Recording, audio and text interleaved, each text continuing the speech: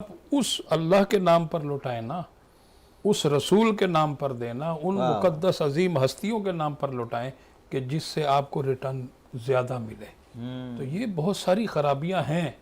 तो फिर वही बात वहीं आ जाती है अल्लाह का डर और अल्लाह का खौफ, जहाँ से हम चले थे। कि सबसे बुनियादी चीज़ यही है कि हम अल्लाह का डर अल्लाह का खौफ अपने अंदर बिठा लें।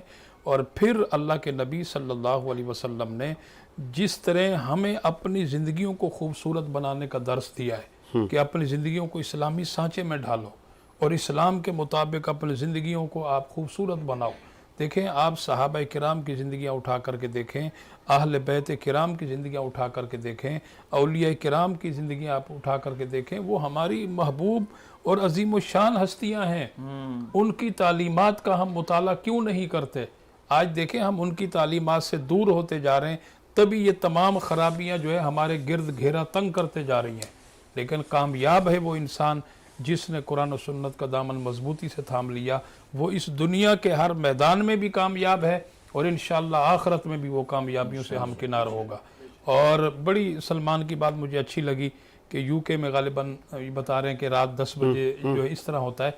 देखिए, मैं फिर वही कह रहा हूँ ना, आप अपनी इन हसीन हस्तियों के जब तालीमात पढ़ेंगे तो ये सारी चीज़ें हमें वहाँ से मिलती हैं।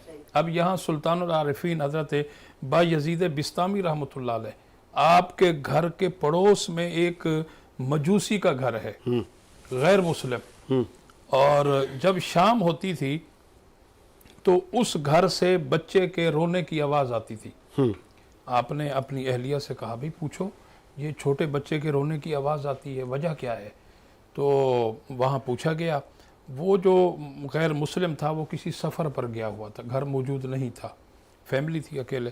तो बताया गया कि उनके घर में चिराग नहीं है। जैसे ही शाम होती है, अंधेरा होता है, तो उस अंधेरे की वजह से बच्चा रोने लग जाता है।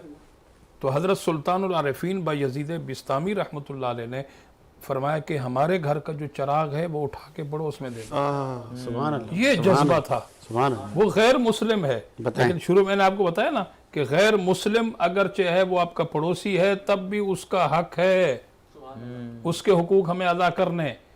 तो आपने अपना चिराग वहाँ भेज दिया। अब जब चिराग भेज दिया, जैसे ही वो गैर मुस्लिम अपने घर वापस आए तो घर वालों ने उन्हें ये सारा वाक़या सुनाया।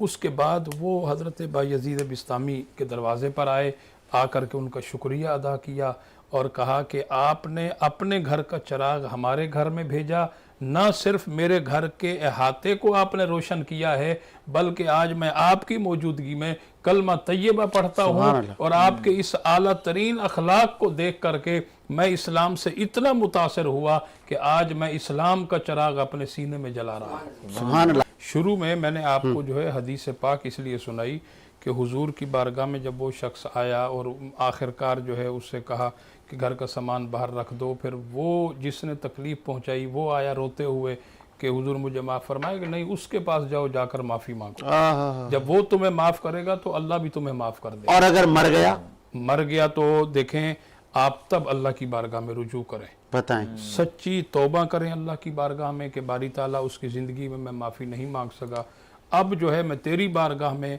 इसकी सच्ची तौबा करता हूँ, मैं गलती पर था, मैं अपनी गलती का एतराफ़ करता हूँ, अपने जुर्म का एतराफ़ करता हूँ। तू करीम है, तू सत्तार है, तू गफ़ार है, तू मेहरबान है, ऐ अल्लाह मुझ पर मेहरबानी फरमा और मेरी इस गलती को माफ़ फरमा। और अगर कुछ खाया है उसका, जिस तरह आपने कहा कि डिगार मार के बैठ गए, कुछ खाया है तो उसके बच्चों के पास जाकर उससे लौटाएं। और जो मर गया खा के जी, उसका क्या होगा? उसके बच्चे लौटाएं। अगर उनको पता है, पता चल जाए कि हमारे वालिद खा गए, उन्होंने फलां का ये कर्ज, क्योंकि देखें हदीस पाक में है कि इंसान कितना ही नेकोकार क्यों ना हो, उसके लिए जन्नत लिख दी जाएगी, अगरचे उसने किसी का कुछ देना होगा कर्ज, वो आकर उसके और जन्नत के दरमियान रुकावट बन जाएगा। जब तक उससे अदा नहीं किया जाएगा उसको जन्नत में जाने की वो नहीं मिलेगी। बताएं, इतना